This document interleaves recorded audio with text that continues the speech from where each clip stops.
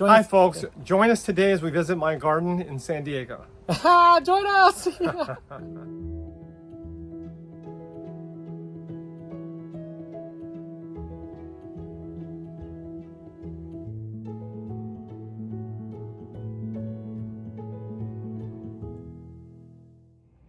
All right, welcome back, everybody. We're here in Ignacio de la Torre's house here in San Diego. Thank you, Ignacio, for inviting us over.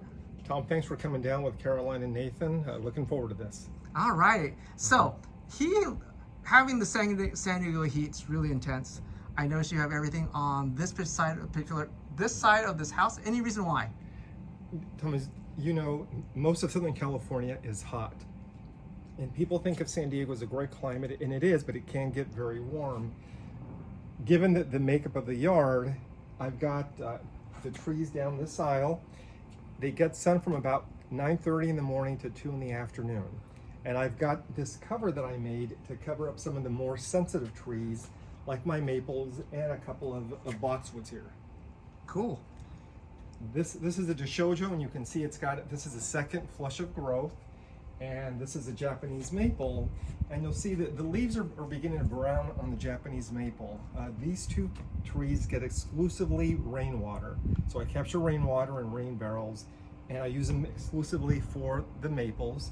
And the rainwater, I only have two, but it gets me through most of the year. And by the end of the year, they'll get a little bit of municipal water, and they tend to do okay. So maples are a little hard to grow in San Diego because of the heat and the water. And even though it is rainwater, once you move to municipal, we're at the end of the Colorado River. So the water is very hard, and it's something you've got to deal with. So it's a bit of a struggle with maples. So that's pretty amazing that your water supply actually lasts you majority of the year. That's pretty surprising, actually. And it's because I only use it for a couple of trees. Awesome. Going down. As we come down, Tom, I'm a big fan of boxwoods. You can see that they tend to do well here. This is a really nice pot with a not really nice tree. I had this pot put away and I didn't have the right tree for it. And I decided I wanted to see the pot. So I put this tree in it. It will eventually go with a better tree, but for now I enjoy seeing this pot out every day. And Thomas, you know, these are our trees. We have to enjoy them. Right. You know what? Honestly, that tree kind of looks like an acacia tree, something like in Africa safari. Well, that's what I'm going for, and it's a ways off, right? Most of these are in development. But it gives that idea, the illusion that, you know, I even said it, and you're like, that's what I'm going for. So I think I'm glad you think so. And Tom, I'll mention that I'm a big fan. I know you are as well, of using sphagnum moss. It helps to keep the upper layer wet. At least it doesn't dry out, and it helps to grow roots in that upper quarter section of the pot, because typically that part gets hot and dries out before the rest of the pot dries out. So if you can get your hands on sphagnum moss, it really is something worth considering. I know a lot of people tend to use it for that reason, so I'm a big fan, and you'll see it on a majority of my trees will have the sphagnum moss.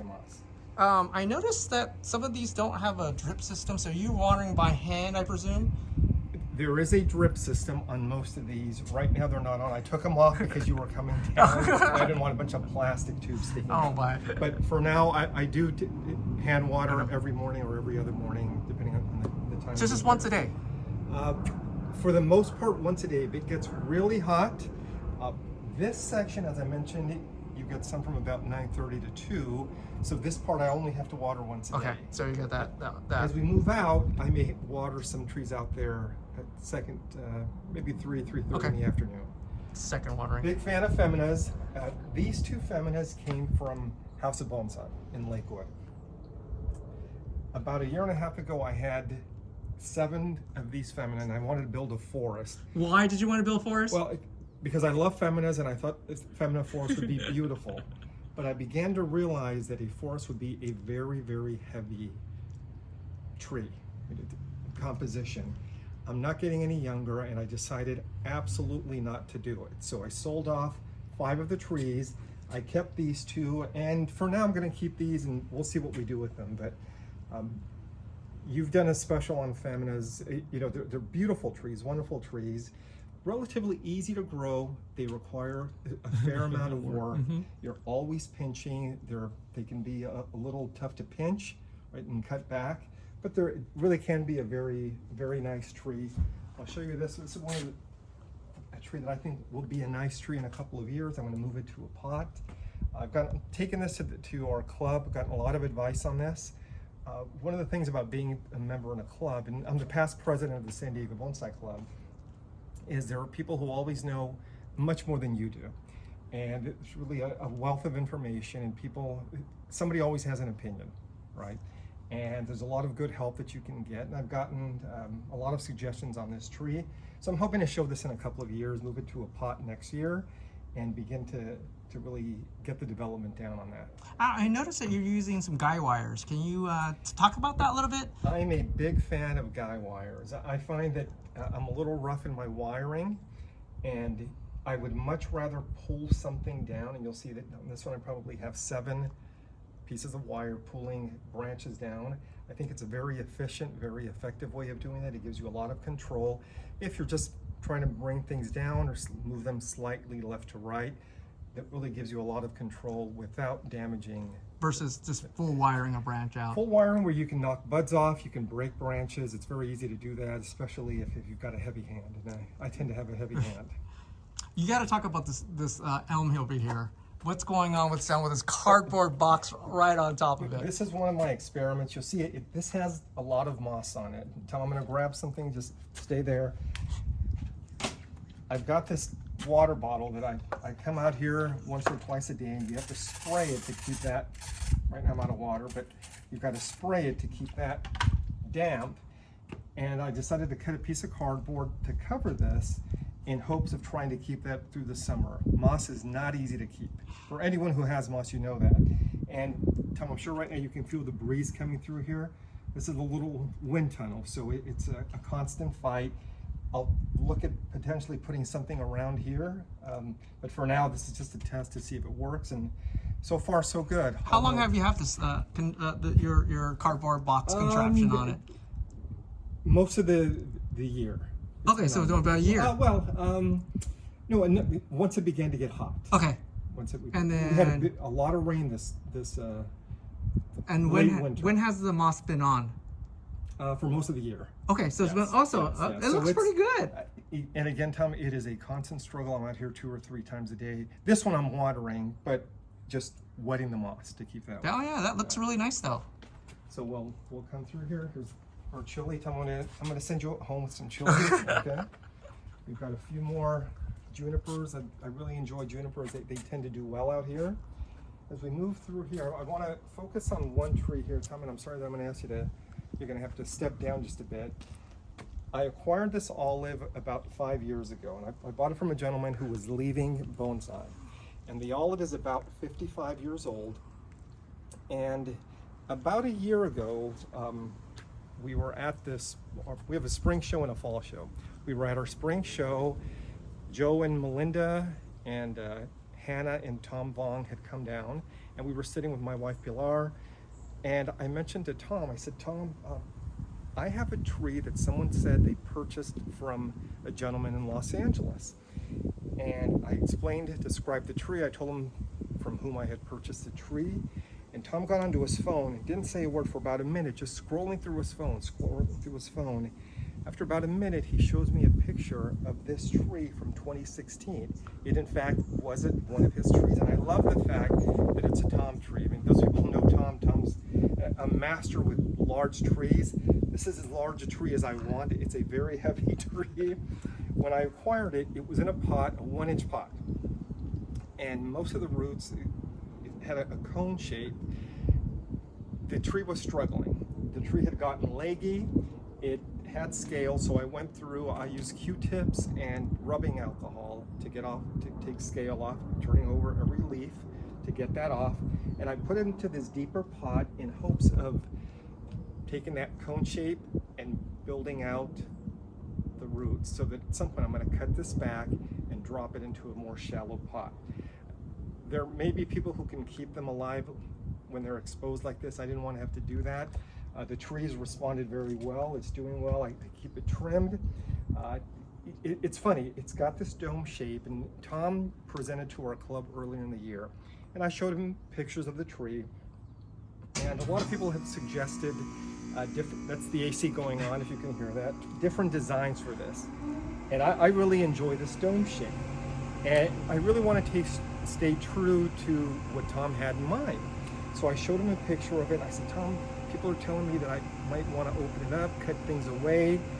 What do you think of the design? And he looked at me and he said, do you like it? And I thought for a second. I said, yeah, I do. And he just smiled. And that was my answer. So I'm going to keep it as is. This is what Tom had in mind. I want to stay true to the tree. Tom's a great developer. So Tom, hopefully you're happy with the way the tree's doing. And let's move down. I'm a big fan of olives. I also love bougainvilleas, and bougainvilleas are probably my favorite. I'm going to point out two that I've got here. One is this one, and I'll lift that up here, and it's a little hard because I use foil to cover up cuts because I find that they tend to heal a little more quickly. I've got that one there, and this one here. Those two bougainvilleas were never intended to be bonsai. I actually planted them in the ground, and they were part of our landscape in the front yard. And a couple of years ago, they'd been there for about 5 years. And one day I was cleaning out some weeds, and I was down on my hands and knees, and I just happened to catch a glimpse of the trunks. And I began to cut away, and I thought I might be able to do something with this. They didn't have a lot of roots, so I planted it straight pumice. I find that works really well. And it's not the right angle yet. I've got them trying to get some back budding up here on this one. The other one has two trunks, and I want to be able to develop that. But I think in a few years, they might be very nice trees. And again, I'm a big fan of bougainvilleas because they will have color almost year round when no other tree has color. And I absolutely love that. Let's transition to your display area. Okay. All right, here's your display areas. Oh, look at this display. It's perfect. I love it. Even though you don't call it a display area. I don't. It's you'll see I've got two cascades here. It's the only place where I could put them and they wouldn't get damaged. I'm going to talk about this tree for a second. As I mentioned, bougainvilleas are probably my favorite. This is a tree that I've put into our club show a number of times. I happened to acquire from a friend, Scott, who's a member of the club, Scott Flack, and he had grown it and was nice enough to sell it to me many years ago. And one of the things that I'm trying to do is to build a lot of ramification, but I'm very measured when I make cuts. I will only cut back if there's a bud behind that. Some people will cut back hard.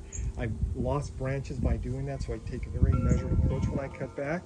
What I love about this tree, besides that this pink color, is the bracts, the new blooms start off the salmon color. And if I'm lucky during a show, I'll get both colors. And I think, Tom, when you've seen it, you've actually seen it with the two colors.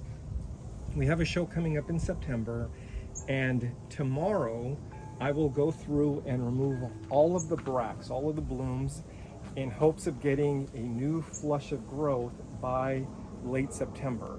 It'll give me about 6 weeks to do it. I'll feed it heavily, and if I'm lucky, I'll have a good showing. Here again, I'm feeding it. I'm using sphagnum moss to keep the growth and up in the upper portion. And it's a tree that people seem to enjoy because of the coat. It's a very pretty color.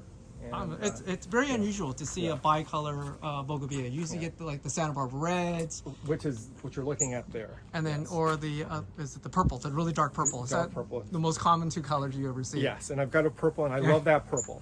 Love that purple. This other tree here, this is a tree that was grown for many years by one of our longtime members, Sally Prestel. And a lot of people know Sally. She's been very generous to our safari park and collection at the safari park in Escondido. This is a prostrata. It doesn't have a lot of taper, but I think it's a beautiful tree. It's an elegant tree. It's got this really nice pot here again. My sphagnum moss, it seems to be doing well. It gets a fair amount of sun here in the afternoon, and I will actually have this in our show in September. So it's a tree that I really enjoy. The neighbor has large palm trees. We get a lot of their droppings. Oh, is that what they are? Yes. I was wondering. I was like, Yes. what are those little flowers? Every day I'm out here, but what can you do? What can you do? And I'll just mention this. This is an important tree to me, Tom, because this is a tree that my daughter, and you just met my daughter, who's now 20. When she was 10, we went to Home Depot and she wanted to pick out a tree. And this was just your basic juniper. We picked it out, and it is far from being fully developed, but it is probably my most important tree because she loves this tree. I probably need to invest a little more time in it, but it's special for that reason. It's a family tree. I call it. It's a family. A lot of people have a family Absolutely. tree. Yes, yes. It means a lot to her, so it means a lot to me.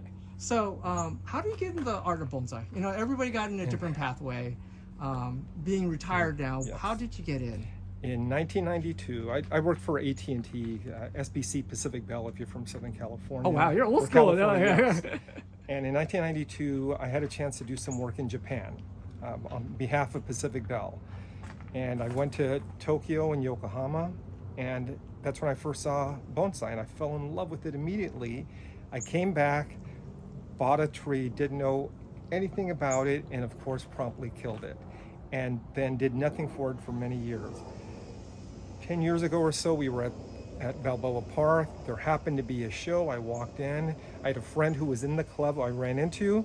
He took me in, and once again I decided how much I loved the trees, and I started playing with them. And you know, Tom, you've used the term hobbyist. I am absolutely a hobbyist. I know that I will never be a professional. I don't aim to be. I want to have a handful of trees. I don't want to have a lot of trees. I know people who have 100, 200 trees.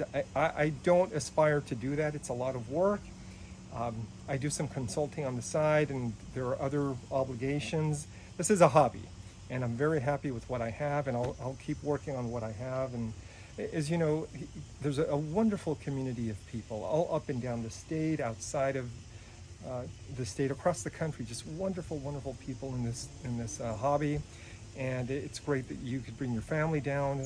Caroline and Pilar, my wife, are inside talking school activities because they're both involved with school districts. So it's just a lot of fun to be involved. Generally, bonsai people are very, very nice people. It's good people, good times, nice trees. I think that's perfect transition because I was going to ask you what do you think a new member should do, and I think that you nailed it on the head. It's really the community that really yes. binds this hobby together. Well, thank you so much for your time today, thank you, Tom. Ignacio. If you guys want to talk to Ignacio, he's in the San Diego area. It's a great time to talk to him. And Tom and I are now going to go make some fish tacos. Oh, that's a benefit right there. If you guys like the video, give me a thumbs up, give Ignacio some comments, and you know, that's it. Thank you for watching, everybody. Thanks, everyone. Hi to my friend from the San Gabriel Valley and Studio City, San Diego. Thanks for joining Tom Lau, his wife Caroline, son Nathan, and me in San Diego. I'm Ignacio de la Torre.